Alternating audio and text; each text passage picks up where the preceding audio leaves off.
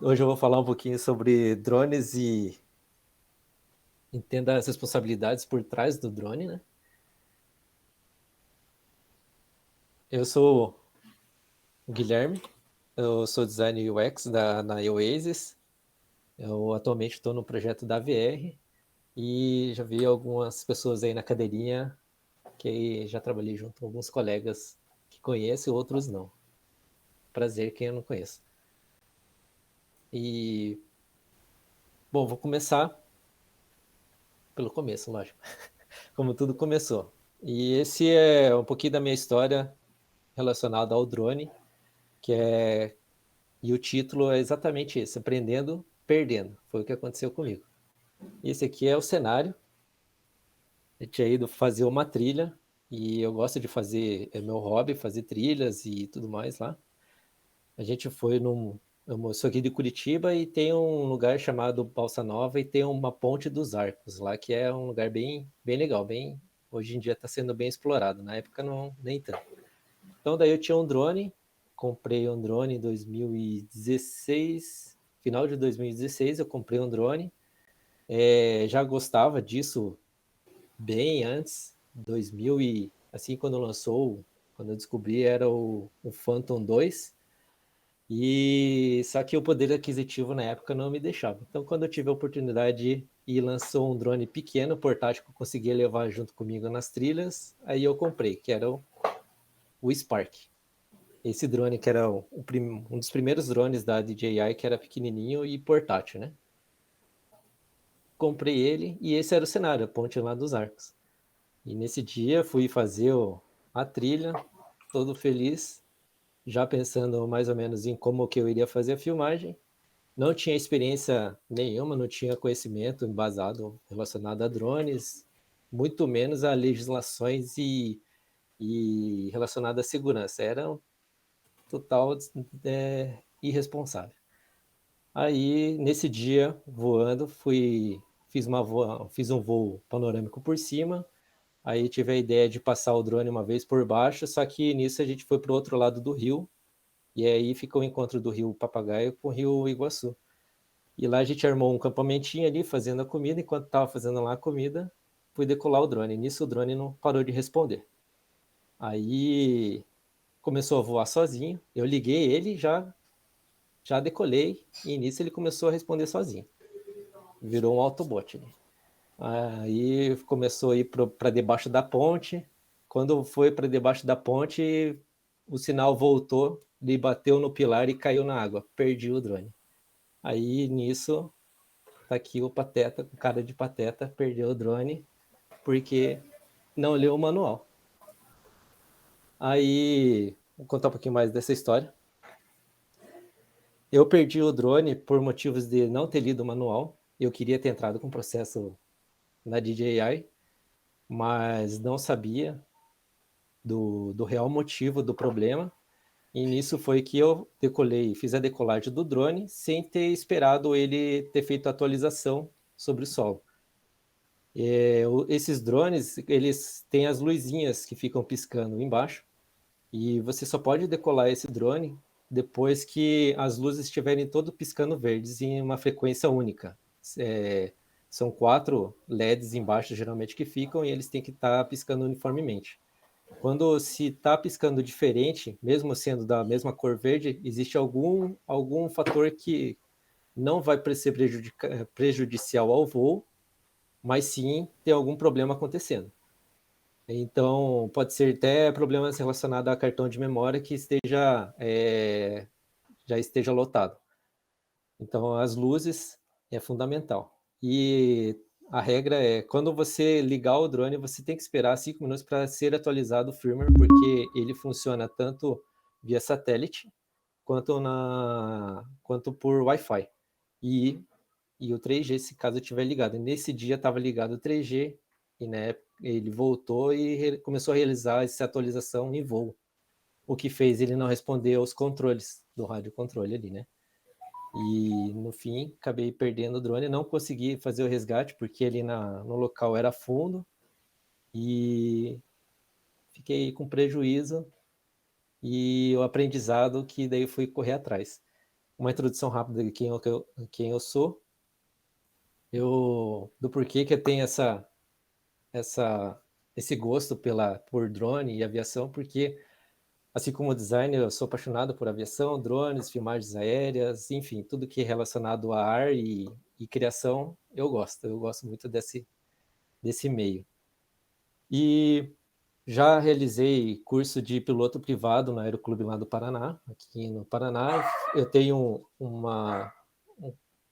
curso incompleto na parte de tecnologia de informação, de pilotagem profissional de aeronaves na Tuiuti do Paraná. E depois que eu perdi o drone, fui buscar conhecimento. Daí eu fui fazer um curso de pilotagem de drones em São Paulo. Não sei se alguém conhece, mas na Escola Futurist. Aqui eu gostaria de trazer alguns números para a gente levar em consideração e também para mostrar um pouco para a gente ter essa visão geral do porquê desse tema. Aqui. Hoje, atualmente, a gente tem mais de 26 mil aviões aptos para fazer voos, né? Aptos que eu digo pode ter menos voando nesse momento, porque pode estar estocados, mas só que ou pode ter mais, porque esses dados também foram extraídos de 2019. Então, na época, agora, por conta da pandemia, a aviação é uma área muito frágil relacionada à economia mundial. É uma das primeiras áreas a ser afetadas, né? Então, os dados exatos hoje eu não tenho. O mais recente que eu consegui trazer foi de 2019, mas já tem mais que de 26 mil aviões aí, né? Aptos a ser voados. No Brasil, o Brasil tem um cenário muito importante relacionado à aviação mundial. E o Brasil ele é o segundo maior em números de aeródromos em todo o mundo. Esses números são todos os aeródromos catalogados. Aeródromos é todo lugar que a gente pode realizar um pouso e decolagem, mas só que são aeródromos catalogados pelo órgão que aqui no Brasil é o DCEA. Então, tirando os garimpos, deve ter muito mais. O primeiro lugar que tem aeródromos é os Estados Unidos. São Paulo tem a maior frota de helicópteros do mundo. Esses dados aí são de 2019. Antes era Nova York e também Hong Kong era uma das cidades que tinha mais fluxo de helicópteros. E São Paulo passou a receber esse título recentemente. E dados sobre drones eu não consegui, dados mundiais e nem aqui do Brasil. O que eu consegui foi da China, mas já dá para a gente ter um parâmetro de quanto que essa área está crescendo e vem sendo explorado, né? Na China, em 2021, eles têm uma média de 100 mil drones agrícolas, somente agrícolas, não está sendo catalogados drones recreativos, drones de exércitos, forças armadas, enfim.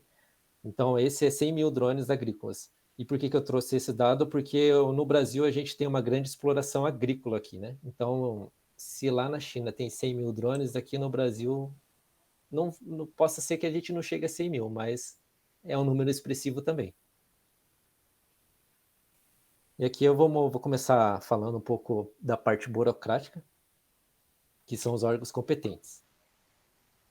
Relacionado aos drones, os órgãos que subordinam a essa área é a ANAC, que é a Agência Nacional da Aviação Civil.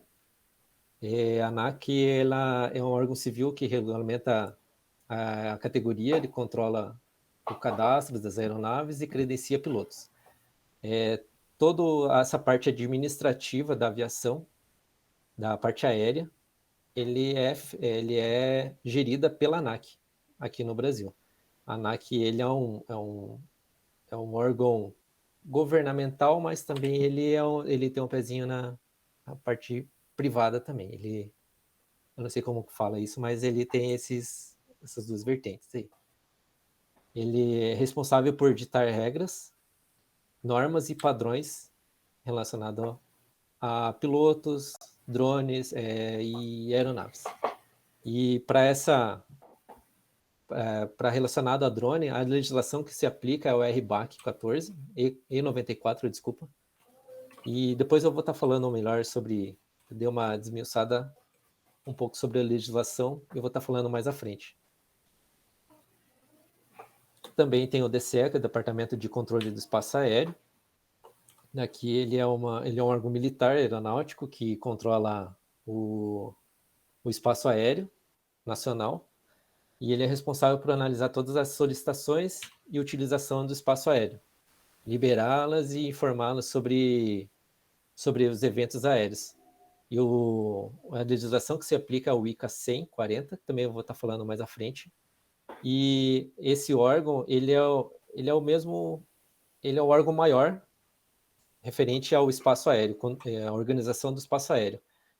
Por exemplo, o SINDAC ele está abaixo do DCEA, eles fazem desde monitoramento da aviação aérea, controle, auxílio, salvamento, que é o CIPAER, que também é uma vertente do DCEA, só que é voltado à busca e salvamento de aeronaves em acidentes.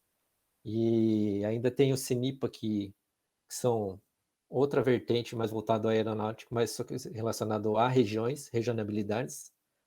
Então, é um órgão bem importante no meio aeronáutico. E temos a Anatel.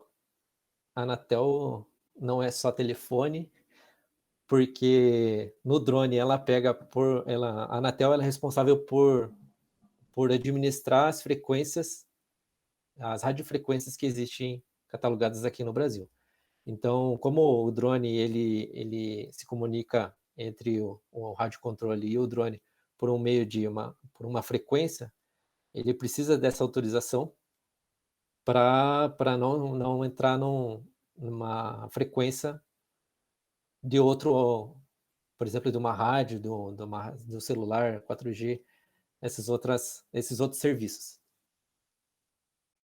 E a gente tem os outros órgãos públicos de segurança que também fazem esse cumprimento fazem cumprir a lei e a fiscalização em cima, que é as polícias federais, civil, militar, municipal, as forças armadas e os órgãos representantes da Anatel e ANAC. Eles são responsáveis por fiscalizar e até puni-las. E aqui temos todas as legislações, que daí já trouxe ali do DC, ANAC, tem a sanção do CBA, e os órgãos de segurança, que são as polícias, as forças armadas, que têm essas outras legislações, que é o MCA 562, 561, 563 e 564. Agora um pouco sobre o que a gente veio fazer aqui, é o drone. O que são drones, né? O drone não é só aquele equipamento lá da DJI, que é o mais conhecido hoje, mas ele é tudo o que é controlado remotamente. Pode ser no meio aéreo, terrestre ou aquático. Se um carro for manipulado por um controle, ele é um drone, ele passa a ser um drone, porque o drone é tudo que não é controlado remotamente. Aqui a gente tem um pouco da estrutura do drone. Existe o drone de asa fixa, que ele é mais explorado pela área militar. Aqui no Brasil a gente tem alguns drones que são feitos para monitorar e vigiar as fronteiras, mas também tem forças armadas que utilizam até para missões. E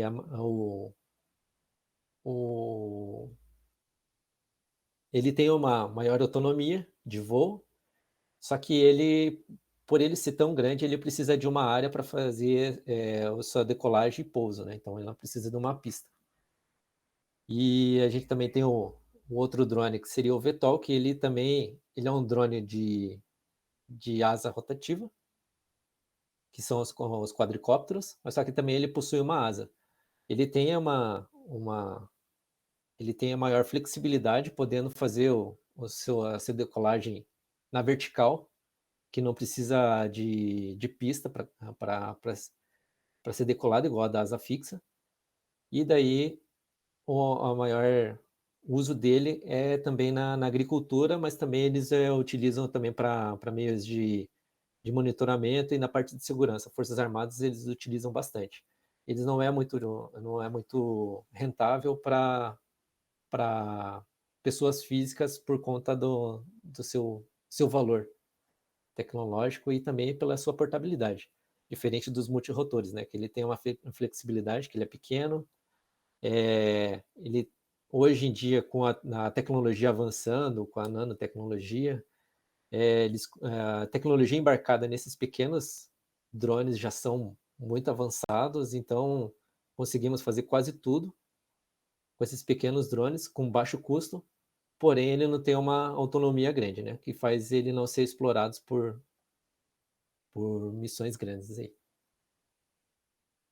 Mas só que as regras impostas pelos órgãos competentes, eles só vão ser aplicados pela definição das classes das aeronaves, que são classificadas em 3 tipos, que é a classe 1, que é acima de 150 quilos, que são os VTOL, que é o desculpa, os de asa fixa, eles das Forças Armadas. Aí tem a classe 2, que é acima de 25 quilos e abaixo de ou igual a 150 quilos. E a classe 3, que a gente é acostumado mais a ver, que é de 250 gramas até 25 quilos. E temos também os drones recreativos, que é até 250 gramas. Que aqui no Brasil, se eu não me engano, só tem o Telo. Deve ter outros também aí chineses aí, mas só que o mais popular é o Telo. Ele fica abaixo de 250 gramas. E nisso tem um ponto bem importante, que é referente ao quilo, o peso. O peso considerado aqui no Brasil, como tudo aqui no Brasil, existe uma entrelinhas, né? A DJI ela fez um drone recentemente, não sei se alguém conhece ou não, mas é aquele Mini, DJI Mavic Mini, que ele tem 249 gramas. Ele fez isso, essa fábrica fez isso pensando já nessa, nessas legislações que tem na maioria dos países, onde o drone é permitido o voo. Não são todos os países que são permitidos, tem que dar, quando forem utilizar o drones em outros países, tem que verificar a legislação de cada país, né?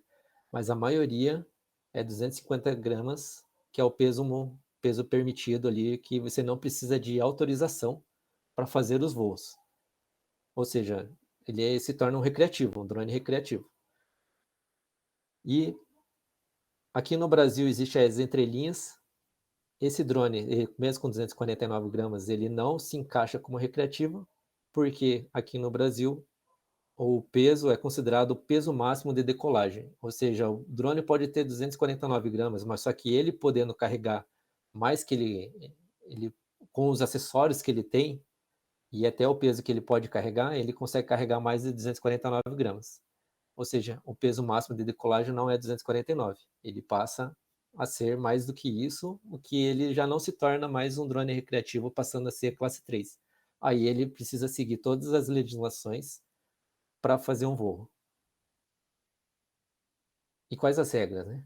É aí que a gente vê que não é só um brinquedo o drone.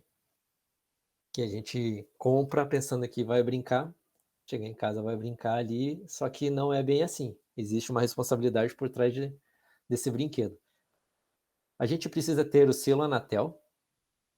O selo Anatel, quando o drone ele é importado legalmente para o Brasil, ele, ele já vem com esse selo de fábrica, desde lá da China ele já vem, porque ele já vem com essa frequência pré-ditada pela Anatel. E daí os radiocontroles, os radiotransmissores de radiofrequência são homologados a fim de evitar interferências com relação à frequência de outros serviços, como eu já tinha falado. Mas dá para você verificar se o drone também tem esse selo da Anatel, caso ele for importado e perdeu o selo, podendo visitar o site ali da Anatel, você consegue verificar se ele tem esse registro ou não. Caso não tenha, você queira comprar um drone fora, isso também é importante. Se você quiser comprar um drone nos Estados Unidos ou no Paraguai, você pode. Só que você vai ter que chegar aqui no Brasil e vai ter que fazer todos esses trâmites com a Anatel para homologação. E essa homologação é feito, eles vão pedir dados da frequência que você vai encontrar no manual, vai pedir algumas fotos do seu drone, mas é possível. Aqui eu não sei se eu deixo a apresentação ficar disponível, mas eu deixei aqui alguns links. Aqui tem o link das instruções de como fazer essa homologação, caso vocês queiram importar, porque é muito mais barato, né? E também, caso vocês queiram dar uma verificada para ver se o seu drone é homologado ou não, você pode estar acessando diretamente por esse link aqui, que eu deixei já presetado da própria Anatel. Aqui tem o número de registro. A gente precisa fazer. A primeira coisa que a gente tem que fazer, independente dos drones, mesmo você comprando fora ou aqui dentro, você precisa ter o número de registro do drone. E esse registro é feito no órgão da ANAC, pelo site lá da ANAC. Aí ali a gente digita alguns dados referente a peso que o drone tem, vai pedir para tirar algumas fotos do drone, o alcance, alguns dados ali bem específicos e descritivos lá referente ao drone. E daí ele emite esse CISANT, que é o documento relacionado ao drone. Alguém tem uma pergunta?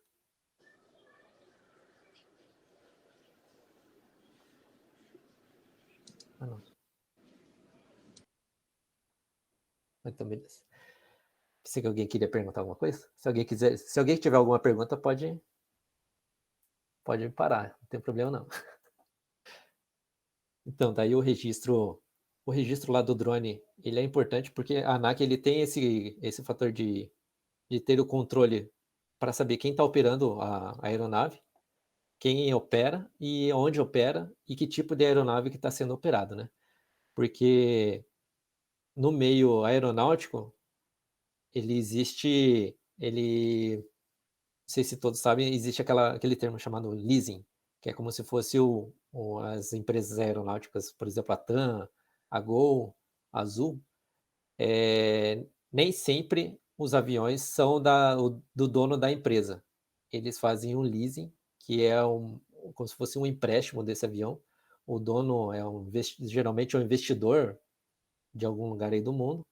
Eles emprestam esses aviões aí, que eles geralmente ficam estocados em desertos, mas só que estão homologados, que podem ser operados, já tem todo aquele processo de segurança que certifica que aquele avião está propício a voo, e daí ele deixa lá estocado no deserto até para não sofrer por conta de umidades, preservar mais o avião.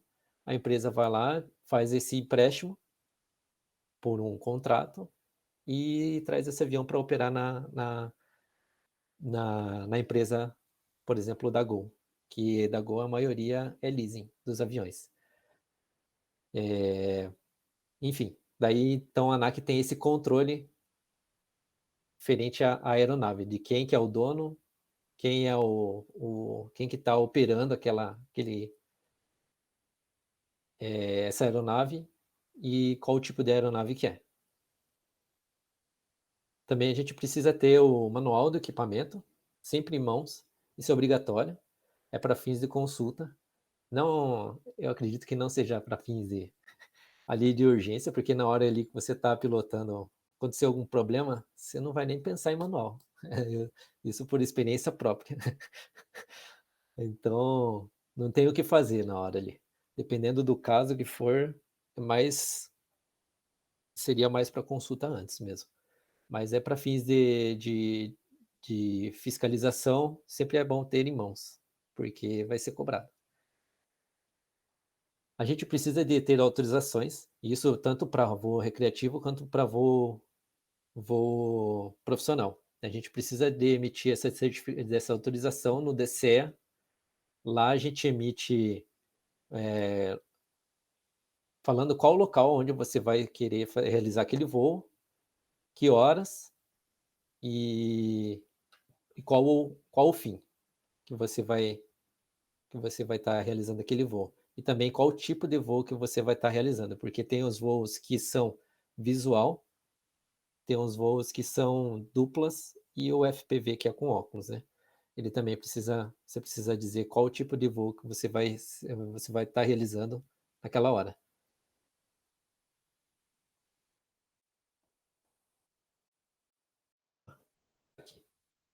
E a gente, para voos profissionais daí, né? A gente precisa do seguro reta. Esse seguro reta é um seguro de contra terceiros, que quando você for fazer algum voo para uma empresa, algum serviço, e aconteça algum acidente a terceiros, esse seguro consiga cobrir os danos causados por aquele eventual acidente. Também precisa para uma avaliação de risco operacional. Esse é um documento também que mesmo, você mesmo faz, tipo, no Word. Eu tenho um modelo aqui, eu já deixei linkado no PowerPoint, caso vocês queiram ver lá depois, mas só que seria mais relacionado ao que você for fazer no local. Por exemplo, você vai fazer uma filmagem para uma empreiteira de um edifício. Então, daí você vai avaliar todo o cenário ao redor daquele edifício. Caso você possa correr algum risco relacionado tanto à aeronave quanto a pessoas, a danos materiais, aí você deixa tudo relatado, que ali é como se fosse uma caução que você tem referente ao serviço que você vai ser prestado. Isso é obrigatório e ele é preciso também ter a assinatura do, do contratante. E esse aqui também, perto de pessoas. Muitas pessoas não sabem que é proibido você voar perto de pessoas caso a pessoa não tenha autorizado. Eu vejo muitas pessoas tendo drone e voando em lugares públicos, sendo que não sabem. Muitas pessoas não sabem que isso é proibido. E sim, você pode estar relatando à polícia, e caso isso não for consentido, porque isso está afetando a segurança do próximo. E se afeta a segurança do próximo, é proibido, né? A gente pode voar em princípios de sombra, e o que é princípios de sombra? É um lugar privado, ou seja, você está na sua casa, você pode voar, né, na sua casa sem permissão. Você pode voar até 5 metros de altura acima da altura mais alta que existe no seu terreno. Pode ser uma árvore, por exemplo. Então você pode voar até 5 metros acima dela. Mas você não pode voar além sem autorização. E você pode voar num raio de 30 metros, caso não tenha edifícios, porque caso tenha edifícios do lado, você tem que manter essa distância de 30 metros, um raio de 30 metros também. E voar em cima de outras casas sem autorização, pode? Pode. Não tem nada dizendo sobre isso em leis ali. Você pode voar acima, só que isso desde que você não voe abaixo de 5 metros, porque aí sim considera-se que aquele casulo de 5 metros acima faz parte da casa. Agora, se for acima, você pode, só que a única coisa que você não pode fazer é filmar a casa, que daí já entra na parte de direitos autorais, né? E o que você pode estar também denunciando essa pessoa caso esteja voando, e só que o que pode acontecer com essa pessoa é ser abordado e se caso ela tenha todos os documentos, não vai acontecer nada. Caso ela esteja filmando só que se ela estiver filmando a sua casa, aí sim, aí existe uma pena para isso. Em áreas urbanas é proibido a operação nas proximidades de áreas de instalações sensíveis, que é hospitais, templos religiosos, asilos, escolas, delegacias, presídios, forças armadas também não podem, zonas de aproximação de pousos em aeródromos, helipontos. e lugares que tenha muita presença de público, né? Sem autorização não pode. Já vi vídeo fazendo voo em estádio de futebol, ou e também em shows. E aí pode, caso no seu ingresso esteja lá escrito que esteja lá nas entrelinhas lá que vai existir um voo e que foi relatado e que vocês estejam cientes, né? Geralmente eles colocam nas entrelinhas, mas com autorização da pessoa que está fazendo o evento, pode. Autorização de voo. Então, todos os operadores que se enquadram dentro dos parâmetros previstos do RBAC, que são relacionados ao assunto de drone, eles deverão ter nas suas aeronaves a cadastro do sistema do CISANT, que é o registro do drone, e desde que operem dentro das áreas adequadas oficialmente declaradas. Eles não necessitam ser cadastrados no sistema do DCEA, e todos os voos a serem realizados nos locais devem ser adequados e devem ser informados ao DCEA por meio do seu sistema. Opa, acho que eu fiz alguma coisa errada aqui, mas sim, precisa ser notificado ao DCEA, sim, caso seja um voo profissional e recreativo, caso não seja dentro do seu terreno particular.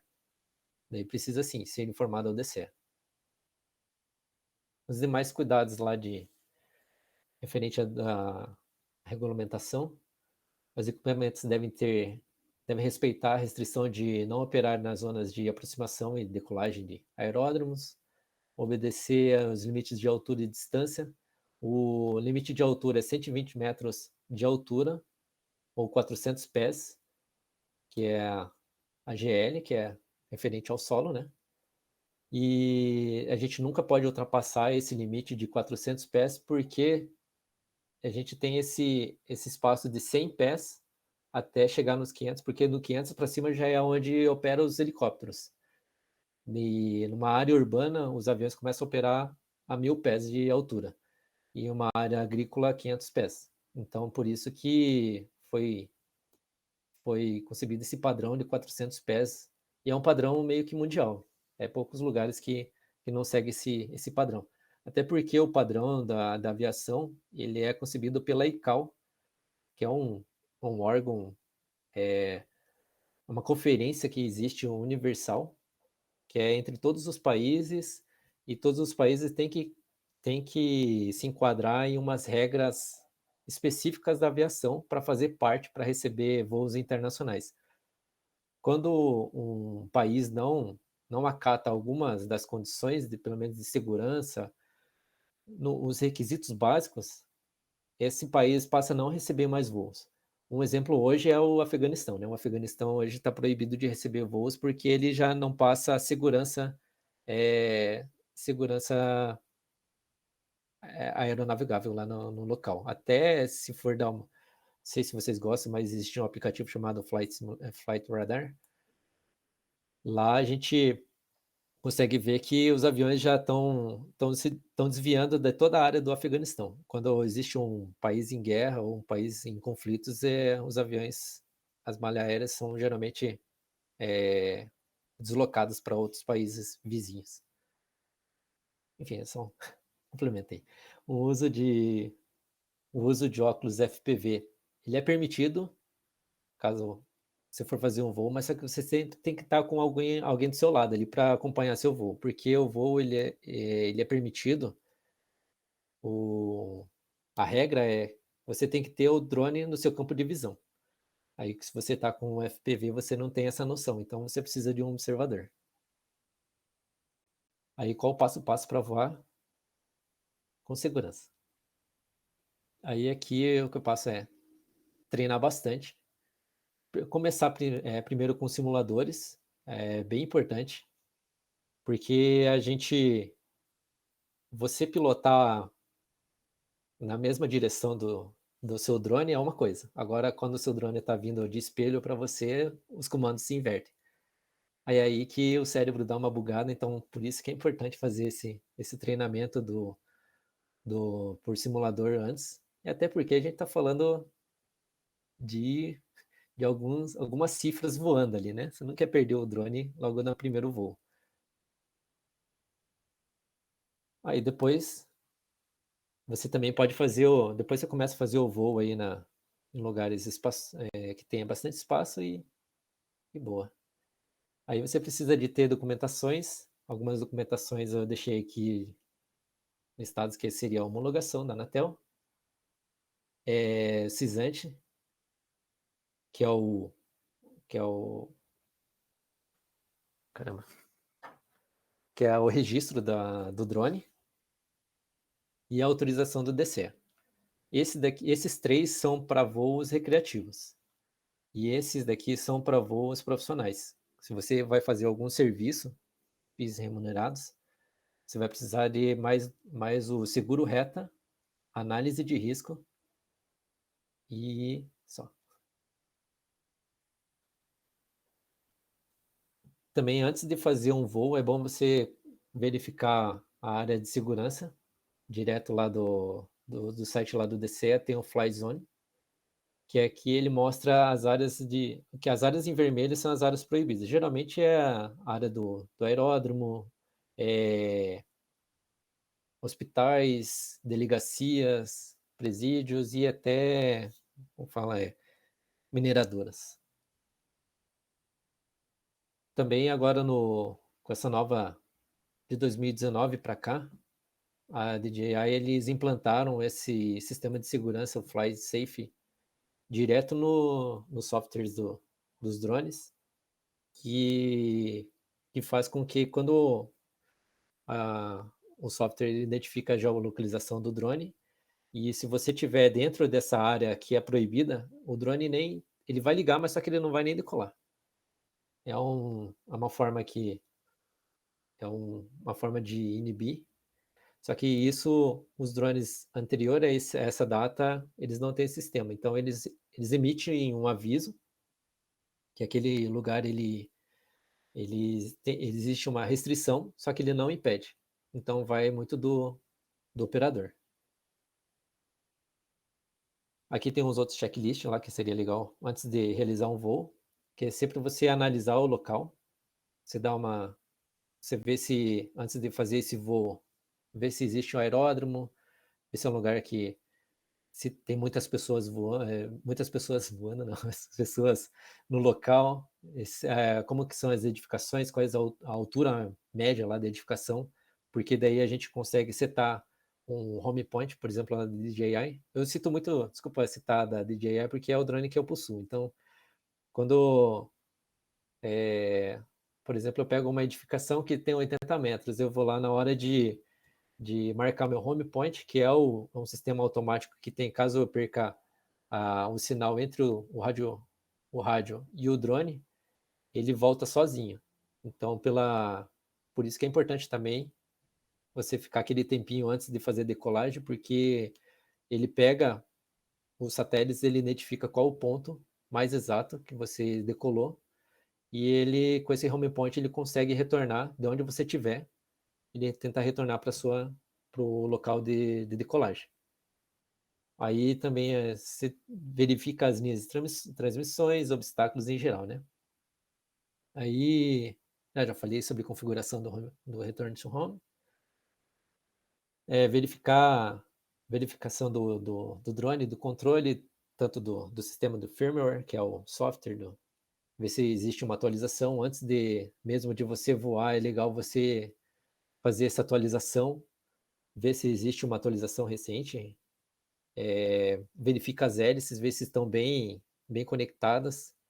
Existe muito acidente da pessoa não plugar direito as hélices e cair no meio do ar, né? Controle, conexões, satélites. Satélites é importante porque, como eu falei lá do home point, mas só que o voo só está seguro quando você consegue um sinal de 8 satélites. Abaixo disso, não é recomendado você fazer o voo.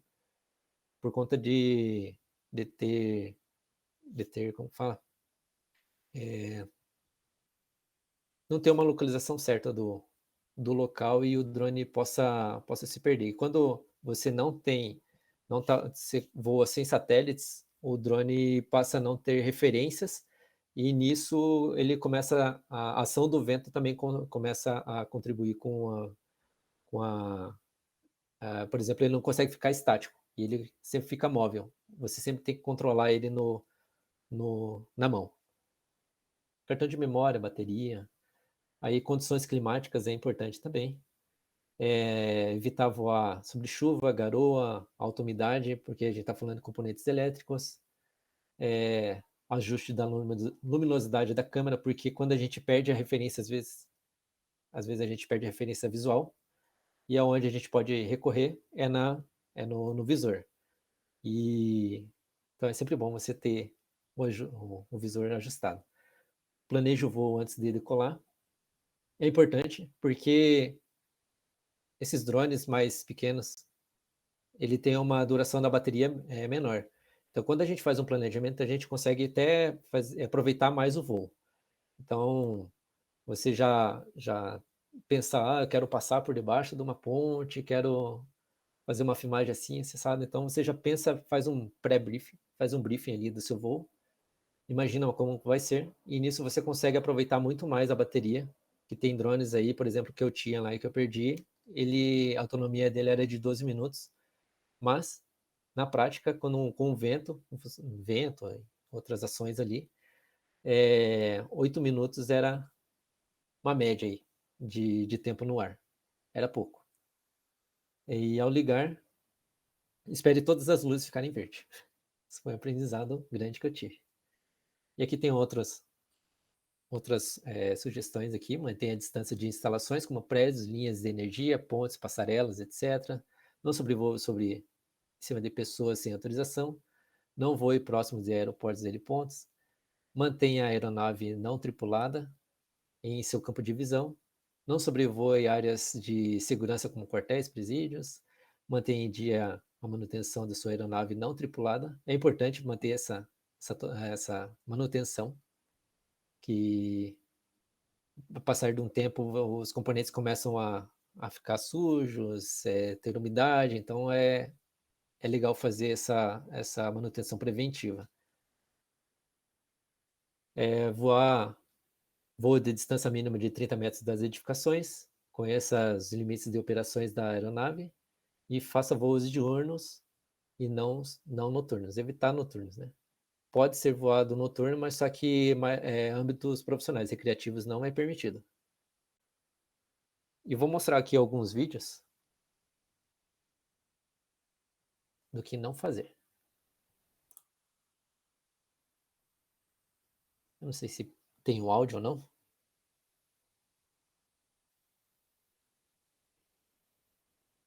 Esse aqui é uma filmagem de uma decolagem de um Antonov, que é a maior aeronave que tem operação aí no mundo. Ele é ucraniano. E o indivíduo ele resolveu filmar a decolagem do avião. E pode ver que ele passa bem perto da aeronave. Isso é extremamente proibido por você estar voando em cima de uma de um eixo de uma pista de decolagem. Além que você pode estar matando algumas pessoas aí, né? E destruindo talvez a sua encomenda. Mas vocês conseguem ouvir o áudio? Não, a gente não consegue ouvir o áudio. Ixi. Enfim, eu vou falar um pouquinho sobre o que está acontecendo. Então, aqui também o outro indivíduo está na proximidade ali do eixo de pouso da pista. E aqui o rapaz do vídeo aqui, ele está relatando como forma de... Tá atrapalhando aqui. Ele tá relatando o vídeo aqui como com uma forma de denúncia e crítica ao cara. Esse aqui foi lógico que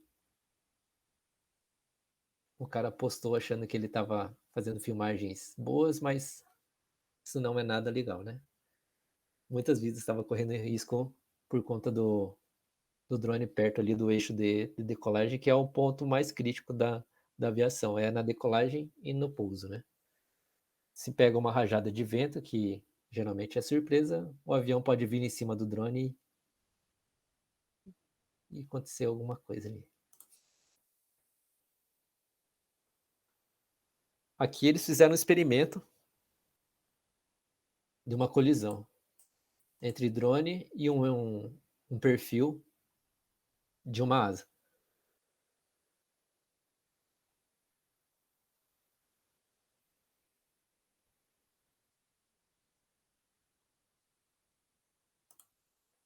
Então, esse experimento eles fizeram relacionado, levando em conta uma aeronave de pequeno porte, que é um Cessna. Geralmente eles voam em 90 nós. 90 nós dá mais ou menos 140 km por hora e já faz um estrago grande no perfil da asa.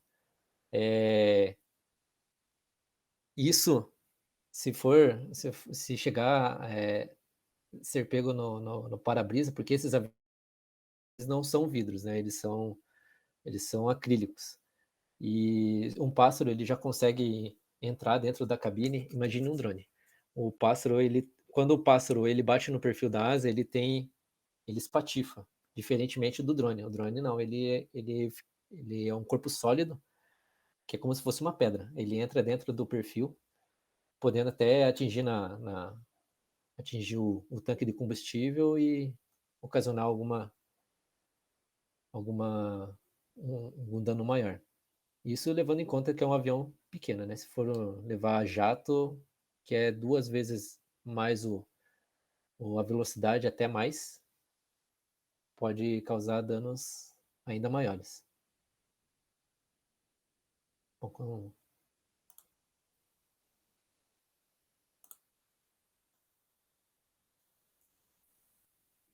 Mas se gostaram do tema, eu tenho algumas referências aqui que eu sigo, caso vocês tenham interesse de ver lá depois. Tem alguns canais aqui como o Drone Modelismo, o Mundo Drone. Aí, referente à aviação, eu gosto bastante da Aviões e Música, que é do Lito, que ele hoje está bem famoso. Tem o Aero por Trás da Aviação, que é com o Fernando. E alguns canais de filmagens e drones referente a FPV, principalmente, que é o Guilherme Coelho, que é o Rabi.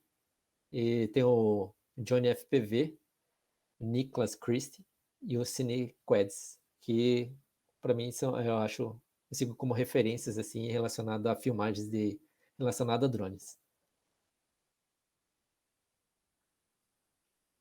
E aqui tem algumas outras fontes lá que é onde eu consigo extrair atualizações de conteúdos, né? Daí eu consigo extrair diretamente lá da Futurist. Aqui no Brasil é o único que eu conheço.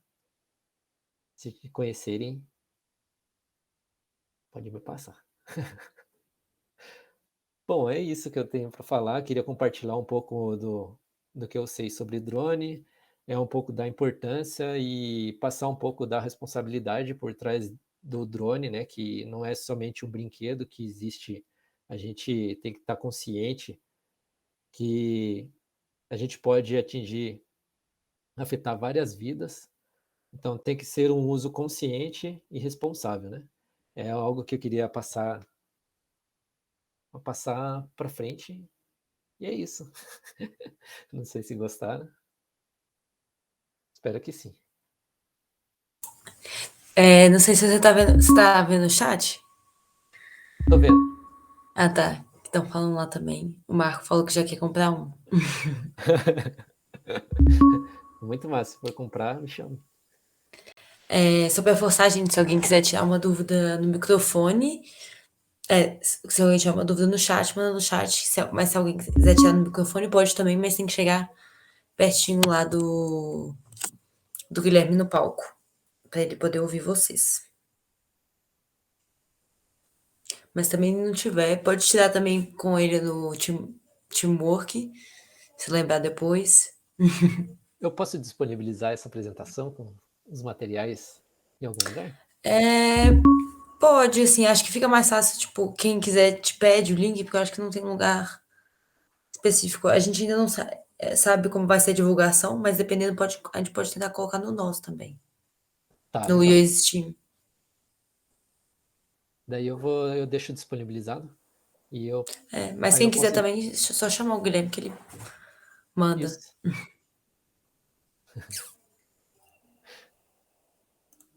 Ninguém tem uma Se pergunta? lembrar de alguma dúvida também. Dúvidas? Sugestões? Críticas?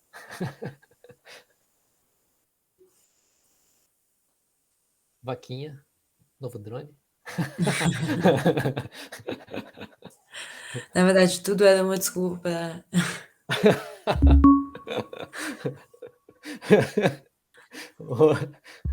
Também quero. Essa era a surpresa da Power Up, gente. Agora no final a gente vai sortear um Dani. Eu Não dessa queria, vez. hein? Com um Mas dólar acho tá que é caro. isso. Não, gente, fake news. Oh, boa. Colocar um lá Eu não na tenho esse loja. poder. Tem que encher o saco da Claire. Não é da minha alçada. Não é meu setor. Nada que eu possa fazer.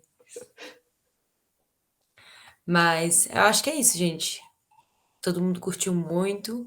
Acho que já foi assim. É um mundo por trás, literalmente, todas as responsabilidades por trás, né? Porque acaba que a gente realmente não sabe tudo que tá por trás. O tema também é bem diferente, legal trazer também, às vezes fica muita. Normalmente as pessoas trazem muita coisa que, né, no mesmo, assim, ramo de assunto, mas foi bem legal. Então, se for isso, queria agradecer no nome de todo mundo, tá todo mundo agradecendo aqui também. Acho que todo mundo curtiu bastante, Guilherme. De novo, se alguém tiver alguma dúvida, é só chamar ele no Timok também. Se lembrar, ver Isso. alguma coisa, e lembrar dele, porque eu acho que esse assunto ainda vai ter muita coisa que a gente vai ver por aí. Então, com certeza vai surgir aí umas dúvidas com o tempo. Queria agradecer a todo mundo que ficou até o final também, todo mundo que assistiu, todo mundo que ficou até o final. É, e é isso. Obrigado, pessoal. Obrigado pelos elogios aqui, tava vendo.